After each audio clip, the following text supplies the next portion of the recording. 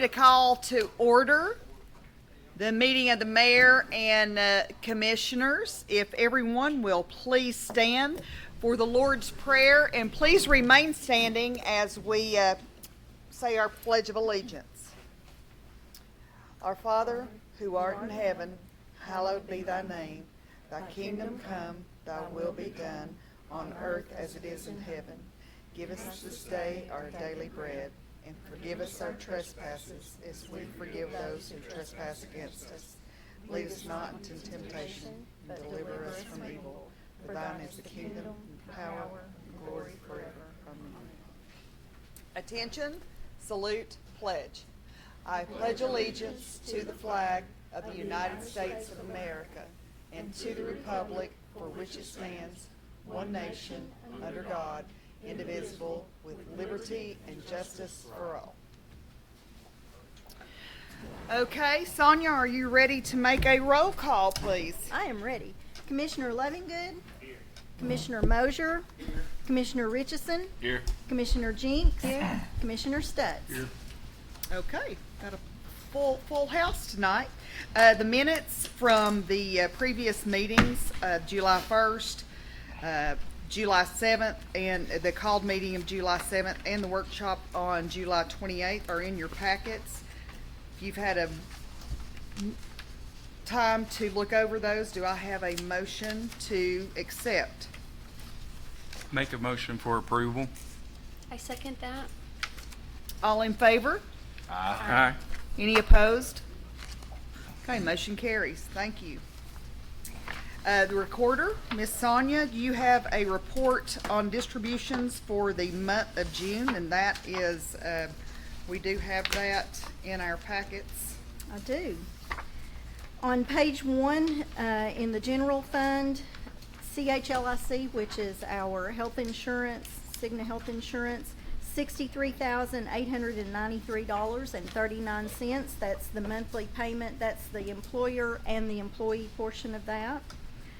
Down below that, D.S. Williams Construction for $5,702.34. That is on the Main Street grant. That's one of the contractors that we paid to do work for a Main Street grant. That and Jessica, is that something that we're reimbursed on, or is okay? We'll actually be reimbursed 100% on that. 25% of the match comes from the property owner that was affected, and 75% comes from the state of Tennessee. Okay. On page 2, Main Street Studio Architects, $4,000. That is construction documents on the pool. Down below that, the Monroe County Assessor of Property, $8,761. That's the city's portion of the reappraisal fee. Midways down the page, Sweetwater Board of Education, $65,000. That's the final Board of Ed appropriation for the year ending 2025. Wilburn True Blue, it's not True Blue, it's True Value, but it says True Blue. Hardware Company, $5,304. That's materials for the Homecoming Bridge. On the next page, Heather Lux, that is reimbursement to one of the people who got were recipients of the Main Street grant. So that was actually reimbursed to Heather. Down below that, Sweetwater Utilities Board, $4,500. That is the ARP grant. They sent the money to the city, and we turned around and sent it on to the utility board. Down at the bottom of the page, our gas for May was $9,646.90, and that includes the Board of Ed, which they reimburse us for. Down below that, Monroe County Election Commission, $10,745.02. That was for the June election. Page 4, Keystone Ridge, $7,873. That's for one of those nice benches down in Circle Park. Down at the bottom of the page, TCRS, $32,284.67. That's for the employee and employer portion of our retirement. On page 5, East Tennessee Security Solutions, $6,000. That's for cameras at the pound. Down below that, Michael Travis, Moss, DBA Moss Landscaping, $925. That is for some landscaping needs that Moss Landscaping did that was authorized by the tree board. Tellico Plains Police Department, $25,523.51. That was for part of the police collaborative grant. I believe that was on payroll. On the next page, Amazon Capital Services, $2,941.97. That is all of the city's Amazon purchases across the board. Middle of the page, Jackie Jones, $34,739. That's for 2 police vehicles that were finally able to be purchased by the police department. Down below that, Main Street Studio Architects, $18,000. That's construction documents on the LPRF grant. Down at the bottom of the page, Sweetwater Utilities, $9,256. That's our normal monthly stormwater payment. That's all in general fund. In State Street Aid, we had $1,200 that we paid to Cannon and Cannon. That was engineering on the TAP grant on North Main Street. In the middle of the page, we paid $2,760.65 to Vulcan Materials for gravel. And then down at the bottom of the page, we had another fee that we paid to Cannon and Cannon for $2,400, which was more engineering on the TAP grant. Nothing significant in drug fund. In tourism, we cut Haley Isbell a check for $455.65, and that was her expenses while she was at marketing college. On the library, it's in there. Tanya's here if anybody has any questions. Solid waste fund, $26,117.68 was paid to Waste Connections. That's our monthly garbage fee. And that's all I have. Okay. Thank you so much, Sonia. Is there a motion that we approve? I move to accept the, whatever these are called. Sorry, distributions as Sonia presented them. Okay. Second? Second. Okay. All in favor? Aye. Aye. Any opposed? Okay, motion carries. And now, there's no one registered for a public comment period for the actional items, but we do have a public hearing. We will now open a hearing on ordinance number 1052 to amend the budget for the year ending June 30th, 2025 on second and final reading. Is anyone present to make a comment on this ordinance? And I would like to welcome our visitors here as well. Thank you for coming. Okay. We're going to so go on to old business. Head on to old business. We have several appointments to the board. Is there a motion for the tree board? I think John's been talking to the tree board. We've got Jennifer Waller, and she's on there now. It's just a reappointment. Is that correct? If they finalize that, they were kind of back and forth. I think Jennifer's got some health issues, Yeah. and so I don't know if they want us to table it, or if they want to reappoint, and then she can resign if she needs to, but, she's the only name they have. They don't have a new appointment besides her. Okay. Do you want to? Continue, they want her to continue, if she's able to, so I guess if they reappoint, they end up having to replace her, that's good. We can postpone. Whatever the board's pleasure is, we can table it, or I mean- go ahead and reappoint her until such time she can't serve. I'll go ahead and make a motion to reappoint her, and, you know, if her health does not cooperate and we have to reappoint, we can do that. Okay. But she has served in years past and done a good job. So Jennifer Waller. Yes. Okay. Second. All in favor? Aye. Any opposed? Okay, that motion carries. Is there a motion for the Parks and Recreation Commission? Yes, ma'am. I would like to at the board's pleasure, in the form of a motion, put Paul Dacus and Nick Farrell to fill the 2 spots on the Parks and Recreation Is there a second? Second. All in favor? Aye. Any opposed? Motion carries. Great. Is there a motion for the Historic Zoning Commission? Yes, we would like to appoint Steve Hearn, to the board. Okay. Is there a second? I'll second that. Okay. Any, all in favor, excuse me, all in favor? Aye. Any opposed? Okay, motion carries. Is there a motion for the Building Codes Board of Review? John and I would like to appoint Tony Wilson, to that position. Okay. Tony Wilson, is there a second? Second. All in favor? Aye.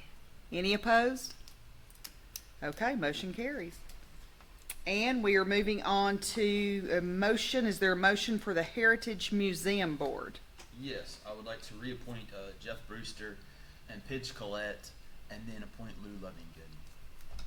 Jeff Brewster, Pidge, and Lou. Okay, is there a second for that? Second. All in favor? Aye. Any opposed? You sure we don't need to discuss that? Okay. Now, Jessica's going to review the ordinance to amend the budget on final reading. So before, you all, when you get first reading of this, it has almost nothing in it, so it's very bare bones. We were actually informed this year that next year, when we pass this final amendment for the year-end budget, we're gonna have to pass it before June 30th. So when I tell you it's gonna be a total shot in the dark, it's gonna be a total shot in the dark. This amendment will mean even less next year than it does right now, because we'll have to amend it for so much higher than what we think it's gonna be, just so it doesn't end up going over budget. We won't have any real numbers. We won't have finished paying the bills for June yet when we have to pass that budget amendment. So, but that's what the state wants, so that's what we will do. But this year, it does mean a little something. Let's see, that came, actually the auditor and the comptroller's office both said that. Part of it was due to the audit, the budget letter that they sent and that was put in your last packet about, approving the budget, but there was one that went over budget. It was where interest had been moved by the auditors after we closed the books. To avoid that, they want us which just means in capital debt, I'm gonna put some random, really big number so that we never go over budget. Is this like just a 1-year thing because they're kind of slapping us on the hand because of that? I or don't is think this so. I think going everybody got forward? the same write-up in their budget this year, so this is kind of what they're gonna be looking Okay. at from now on.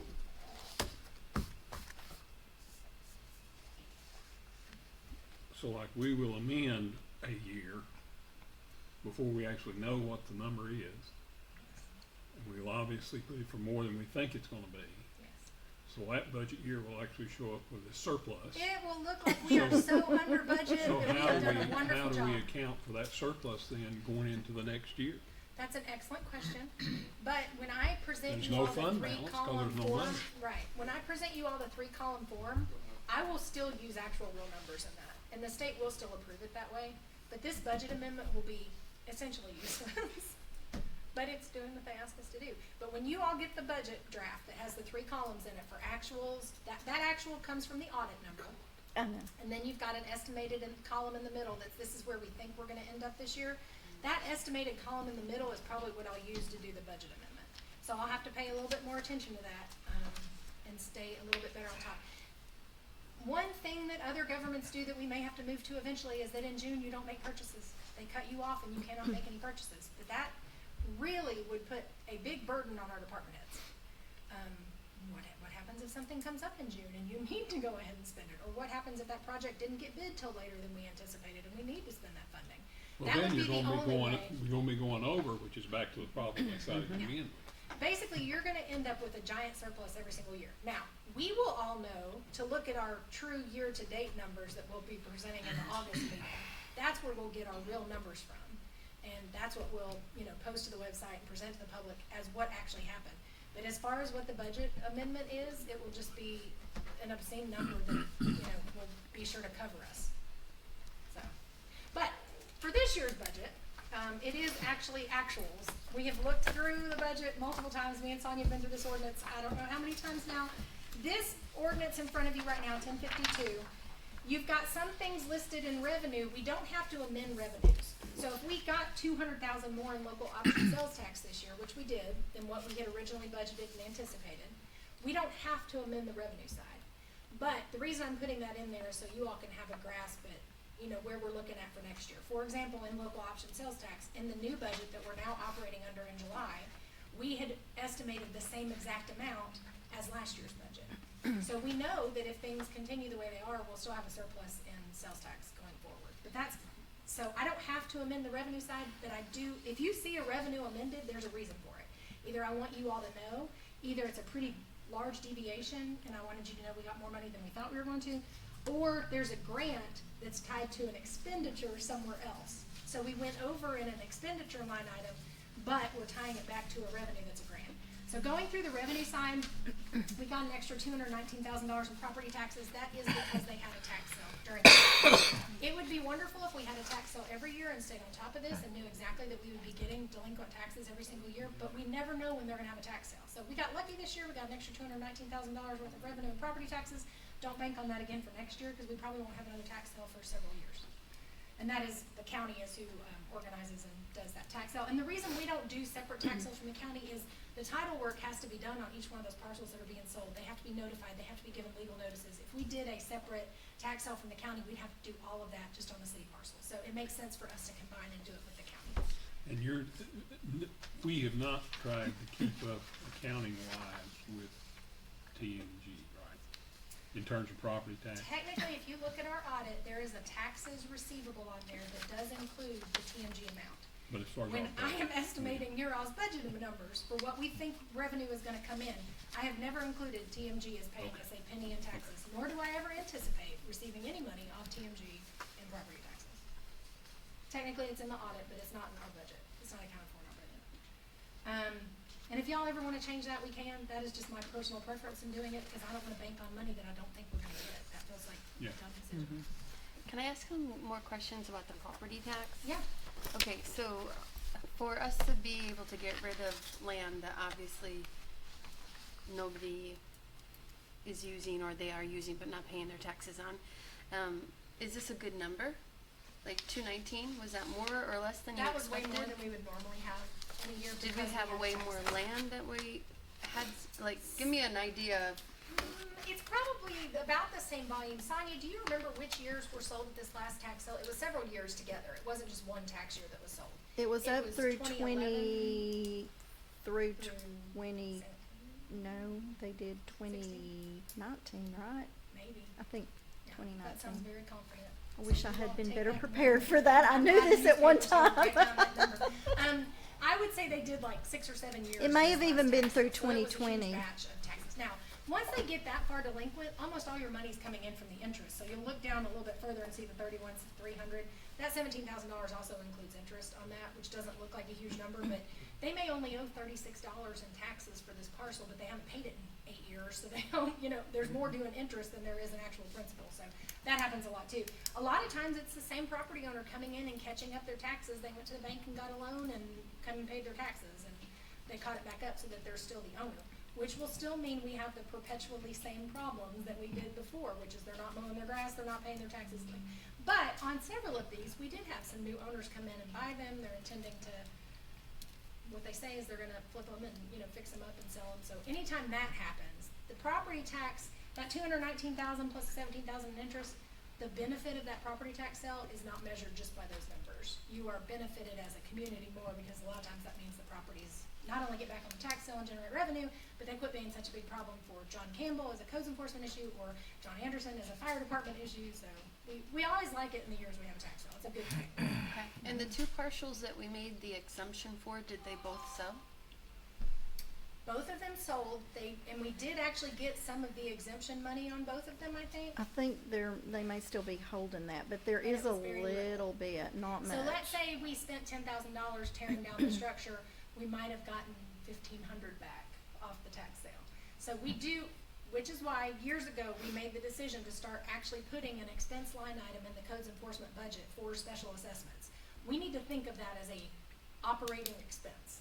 We It's the are cost not of doing recouping business. that money. It is the cost of cleaning up the community. We don't need to be sitting there going, oh, but we're gonna file it against their taxes and we'll get all that money back.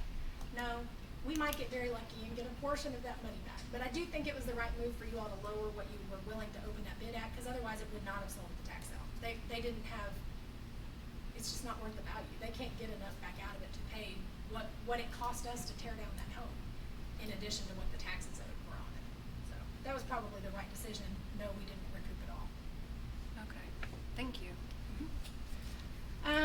So local option sales tax, once again, I tell y'all every year, I don't think this can continue happening, but at some point it's gonna level off. That may be happening now, but so far it hasn't happened. So we keep, I don't know, sometimes it's better to be lucky than good. I don't know, I don't know what the explanation is, but right now, it's still great. We got more in liquor tax than what was expected, business tax and mixed drink taxes. On mixed drink taxes, we give 50% of the mixed drink taxes to the, well, it used to always be the Sweetwater City Board of Education. We were now informed that we have to split it between the city and the county based on how many students are at the high school. So I had to take a spreadsheet and go through every single student at the high school and tell them which ones lived inside the city limits. And I'm waiting on the county to give me back an ADA number for each individual student living inside the city limits. And once that happens, I will cut a check to the county and the city based on how many students that makes up. This is an example of when legislation passes a law and they don't understand the mechanics of how it's actually supposed to happen in real life. So I can't give the checks to Monroe County and Sweetwater City out of last year's budget, so I've had to set up an accounts payable for that. As soon as I know those two amounts, I'll be cutting those checks to those two entities. I'm at the, I'm waiting for the county to give me ADA numbers on each individual student so that I can, and ADA is average daily attendance number, is that what it stands for? Yes. They'll So- do that right after they give us numbers about the high Right, school. and again, when we get that number, I'll be sure to cut the check. So it's booked as a whole number on our books, but we won't actually be issuing the checks until next year when we know what that split is. The FEMA grant, that was unexpected. That was one that we got after we had already started working on the budget, so that was in addition, that was extra FEMA grant funding, that $39,571. Our TDA in lieu of taxes is still slightly above what we had budgeted for. The in-service supplements, the state of Tennessee decided to give additional in-service supplements last year, so I'm showing you that revenue because if you'll look on your expenditure side, you're gonna see one that says in-service supplement, and I put C revenue there. We paid out $18,000 more than what was expected in the budget, but we got back in $23,000 from the state. So I didn't want you penalizing your department head for that because that was offset by revenue coming in. Same thing with the police. You'll see several police grants in a row here. We had an idea about how much police grant money we were still gonna have to spend in this year, but when we passed the budget, we didn't know an exact dollar because we're still, expending things through June. So you'll see the police and the revenue side, we got Governor's Highway Safety Office grant was $28,000. That's normally only a $5,000 grant, so we had only budgeted $5,000, so we got quite a bit more in grant funding than we thought on that one. The cybersecurity grant is the one that Landon Purdy applied for after the budget had already been passed, so that was new revenue. You'll see an offsetting expenditure for that. Same thing with the tree grant, another police grant for $57,000 down there. That was the collaborative grant that we just talked about that Teleco had an expenditure for. That grant we got in $57,000 more than budgeted. And if you add up the numbers on the police grant side, on the right-hand side, between all their grant revenue coming in and all their grant revenue coming out, they stayed within that budget. And y'all, this is a $1.6 million grant, and they stayed within 1% of the expenditures on that grant. Very rarely are we ever gonna have a grant that we can get that close on what we spend versus what we have coming in. We're usually gonna have to spend a lot more to meet the requirements to get that money coming in, so Chief Byron, very good job on that. That's because she wouldn't let us buy what we want. We did earn a little bit more in interest than I anticipated. We earned $12,000 more on the checking account, $125,000 more on CDs and investments. So that was a pretty good bump in interest still last year. And then I also wanted to point out I put 105th, but that is 150th. I will fix that typo. The 150th book sales, where we actually sold those books, that brought in $23,000 in revenue. You'll see some expenditures on the right-hand side where we bought the books that went over budget on the expenditure side, but we have an offsetting revenue here. State Street Aid, I wanted to point out the revenue there because we had brought in the $20,000 motion that you all already made, that when SUB reimburses us for paving, where they do curb cuts and different things like that, or cuts in the asphalt, and they reimburse us for that, that money is now going into state street aid, so I wanted you to see that is in place there, and we'll amend the budget for that. The new budget going forward already reflects that. Same thing with hotel motel tax. This year we did that short film. We got donations from private donors to help fund part of that, so those are reflected in the revenue side of that tourism fund.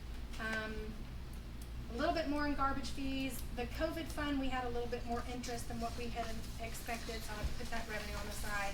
And then on the expenditure side, which is the more important side, this is what we have to amend in order not to get a finding or a write-up from the state or from our audit. All of those little items, just because, like for example, there's a $1,000 amendment in 42-151-939.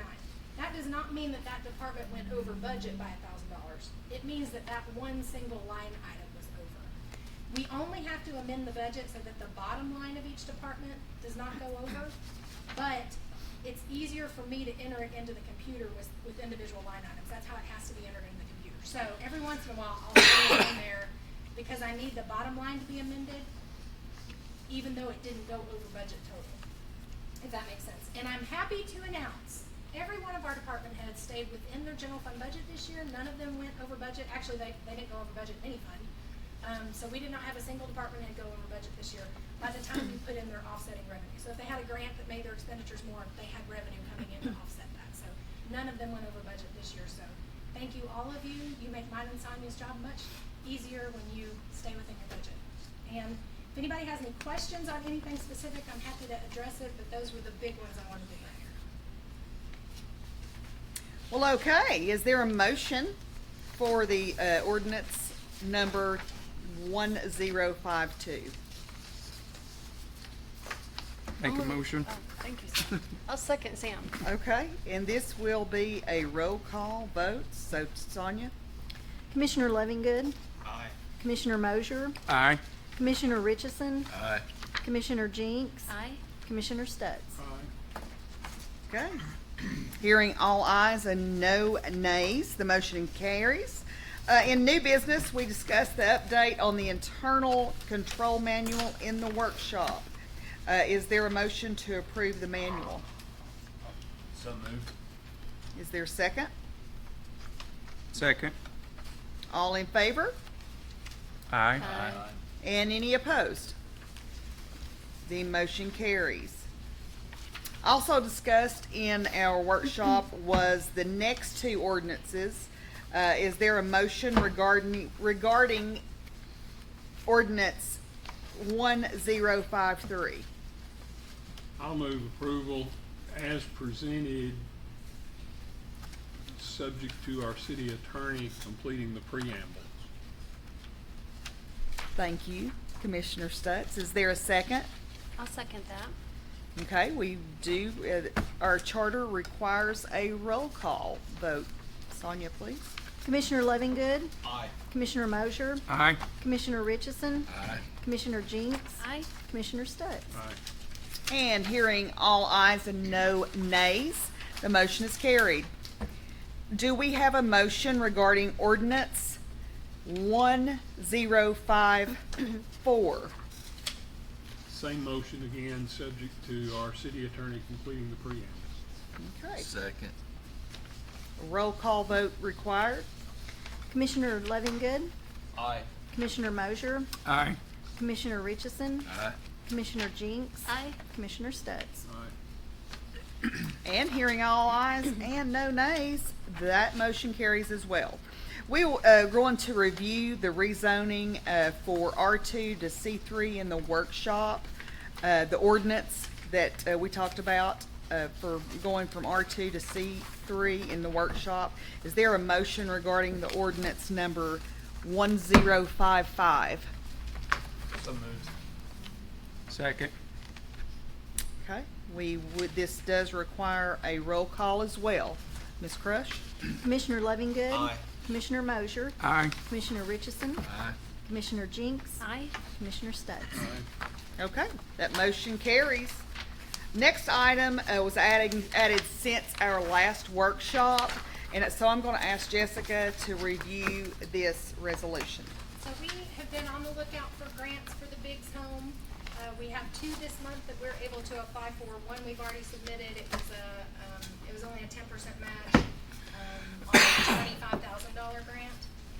That's for the Tennessee 250th celebration next year. They've opened a couple, grant projects for that.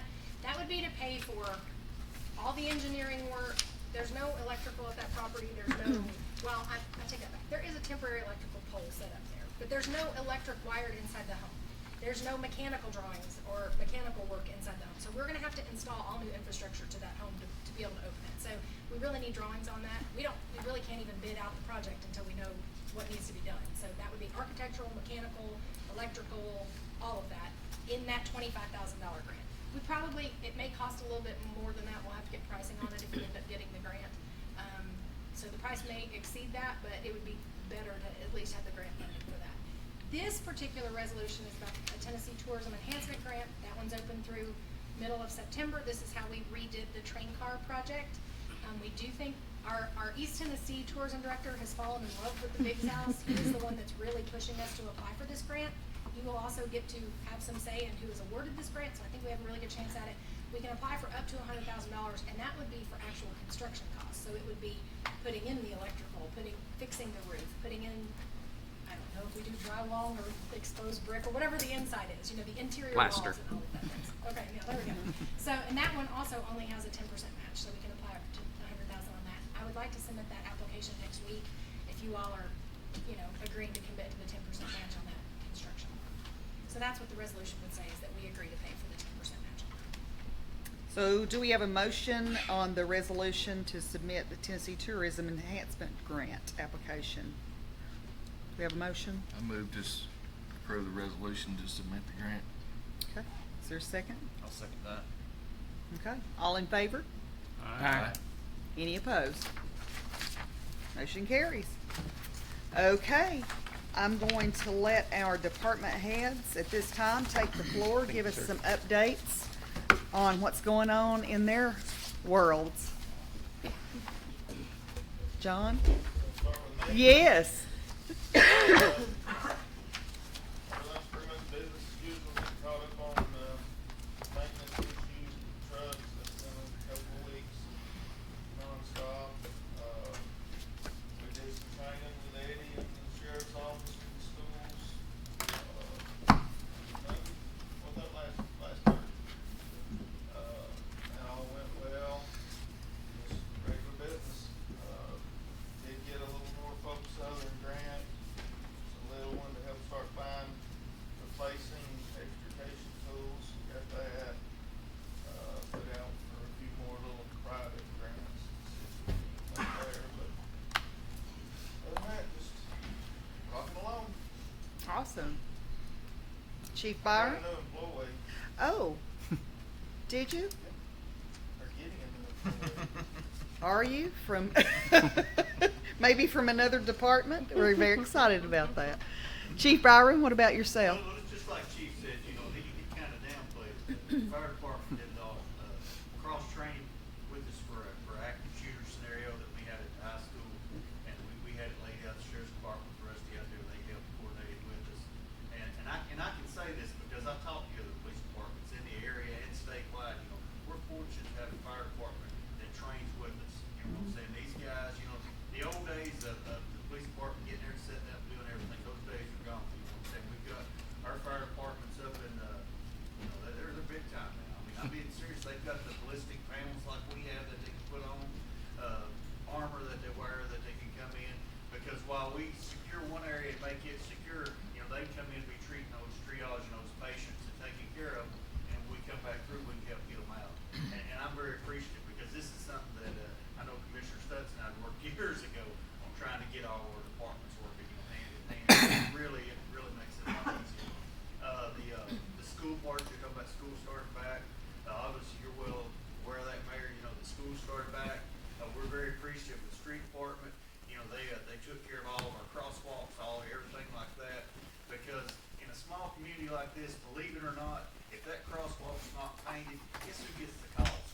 And I did not get one. I'm so thankful for that. We got I don't know what you call it, Jess gets all over for us. It seems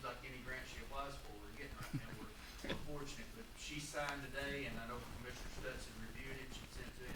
We got the approval from the state for our $75,000 for each school for a school resource officer.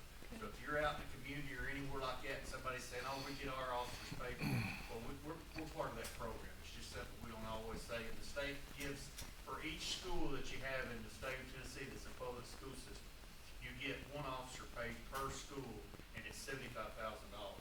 And that's not, that covers salary, benefits, and we're getting closer to being able to eat that up, by the time you put everything into that. But we're very fortunate to have that, and we're excited to be back to school, everything like that, and like John said, everything's going really well. We're excited. It all went very smooth this morning and this afternoon. I can only say at my school, but I can't speak. I did. This morning I did. They were the best looking, I can tell you that.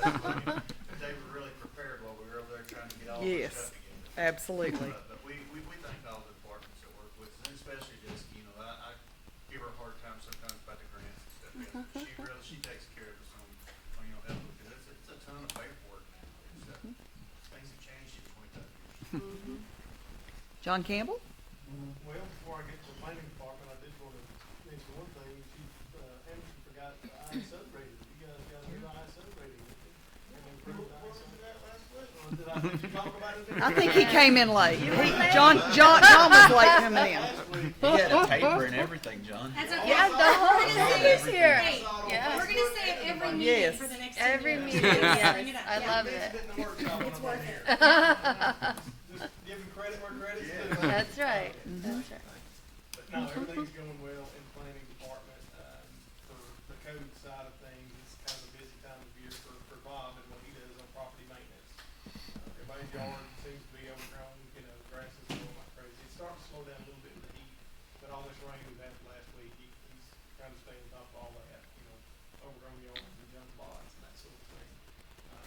Keep him busy through the fall. But as far as construction and building and what I do, it's really starting to pick back up full speed again with Willow Creek and the new phase 3. They had the ribbon cutting last week for that next phase of Willow Creek. So David and I spent quite a bit of time up there with the developer, with the paving company, making sure that what they do there is to our satisfaction. And then as far as the streets go, and then, just keeping in mind that at the end of the day, that's their streets until you guys officially adopt those and accept them as city streets. And we don't do that until we're pleased with the final product. So just, everybody kind of keep that in mind.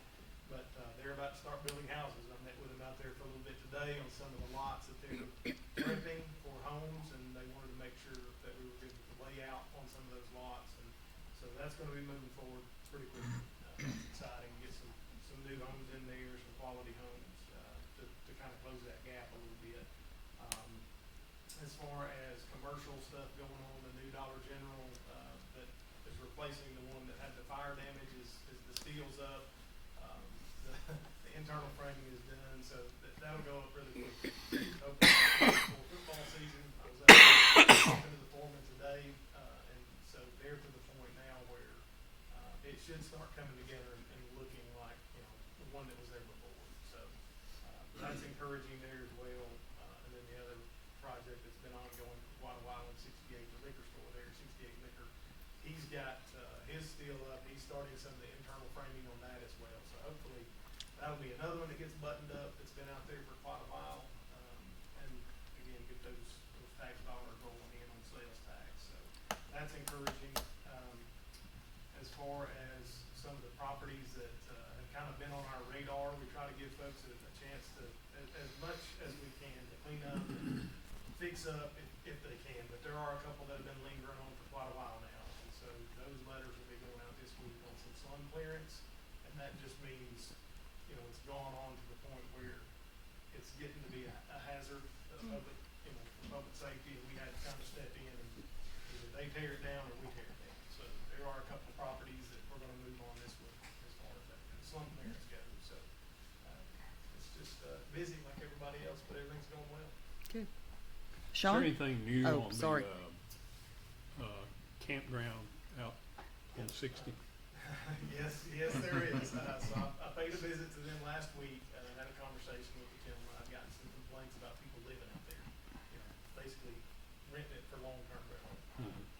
revisited the conversation that he had with the planning commission. So in RV parks, just like a hotel motel, 30 days is what's allowed. That's considered transient housing. And that's what they're zoned for, not permanent. Anything over 30 days is permanent. So we had that discussion again. I think some people had been out there for quite a while, and so we talked about that. Now, the loophole there is he goes and says, hey, you can't be here more than 30 days, so they move to the next spot over and set up for 30 days. And there's really nothing legally we can do about that. But that 30 days keeps them from building decks and porches and bringing, fencing in stuff. So, yes, I've spoken to him about that. Chief Byram had one of his guys out there the other day. There were some issues out there with an individual that, was causing some problems. And one of the officers, I think it was Officer Scruggs, went out there, Detective Scruggs went out there. He had the same conversation that I did with the owner of the development. You're asking for trouble if you're letting folks stay here more than 30 days. You're just asking for it. So I think he's finally got the picture. Maybe a lesson that he had to learn the hard way, but it is moving forward. He got his finances in order, got refinanced. He's here on site now for the next few months to at least finish up that first phase. How about buying Burger King? Nothing Anything new behind new? Burger King. We hear every now and then we'll hear, yeah, they're going to move forward with it. And speaking to their utility board, kind of the same thing. He'll have a phone call every now and then. They're going to do this and they're going to do that.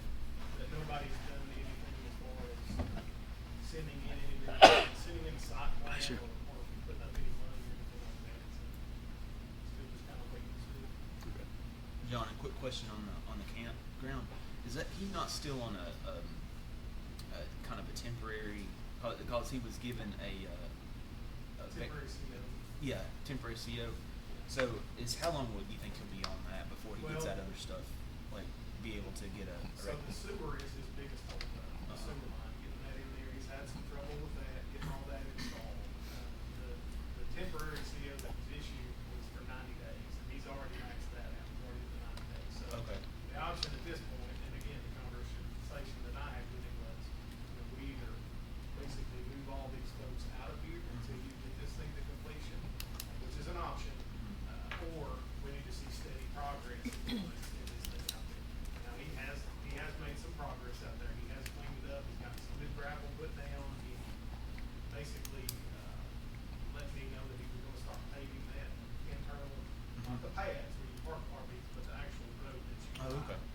So I told him, we'll hold him to that. I said, this is all stuff that we agreed upon a year or so ago at the planning commission meeting. So he understands that, and the progress is not being made, and we continue to have calls out there, we have problems out there. Then that temporary CO, everything's moved off of that till it's completed, everything's done. So that was part of the conversation that I had about, a week or so ago with him. We're gonna hold to this, and allow you to rent some of these spaces for cash flow coming in, then you're gonna have to hold your end of the bargain. Very good. I think that's fair. But as far as the temporary CO that was issued, it had run its course, so I talked to him about extending that out if we see steady progress. Okay. Thanks. Anyone else? Sean? Well, I guess to go along with what John was saying, my wife and my kids are very excited about me resigning and going back to the fire department. With that said, I want to thank all of you guys in the bar, if you're listening, just for giving me the opportunity. It's been an experience, and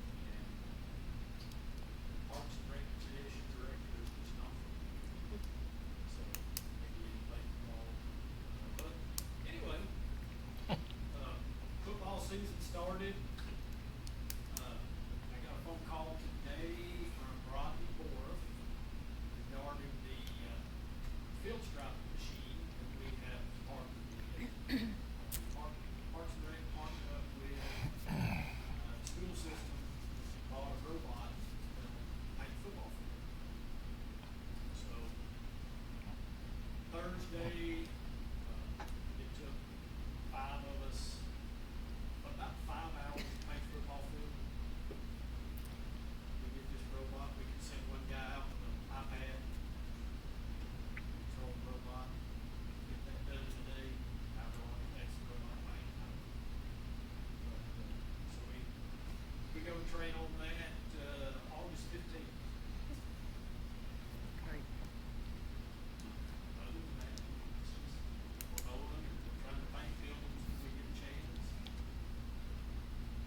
John, will you also be able to paint soccer fields with that?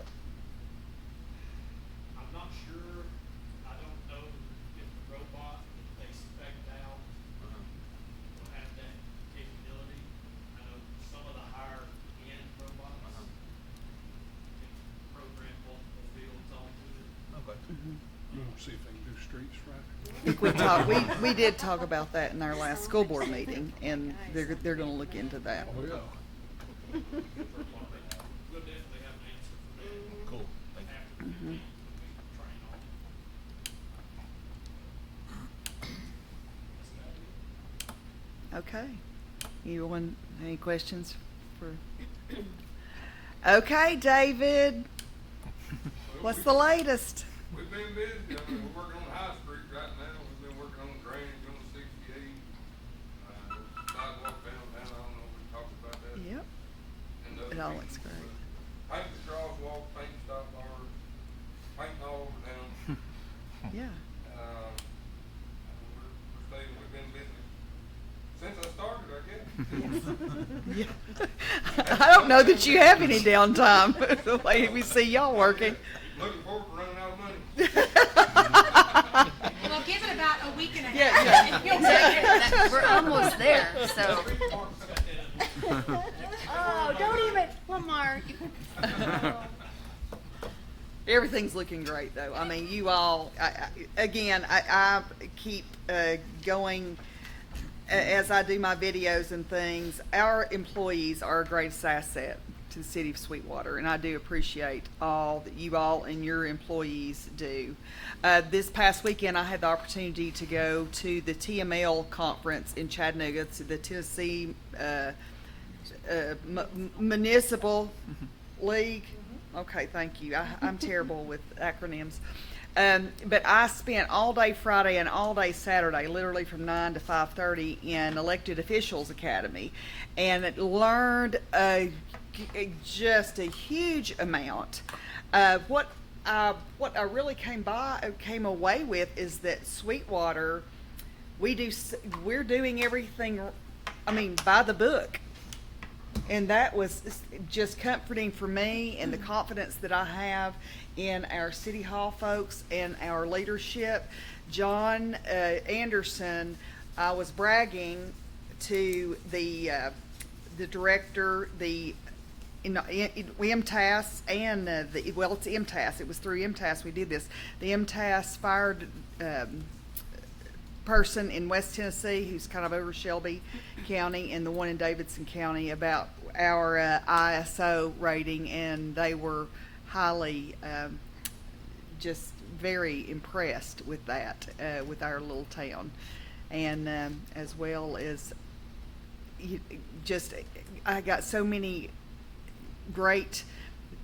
feedback from people who had been through Sweetwater, and so I was just very proud to be there, and for them to say, "Oh my gosh, we love Sweetwater, we love Sweetwater." So, and to promote it to other people who have not been here.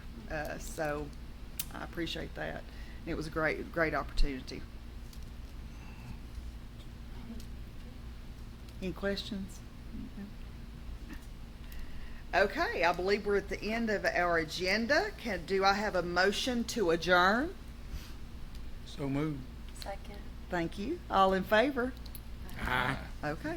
Thank you so much. Motion carries. You invite these folks, Mayor, you just invite them to visit, don't you, not stay, right? Exactly. I said, because we're closed otherwise.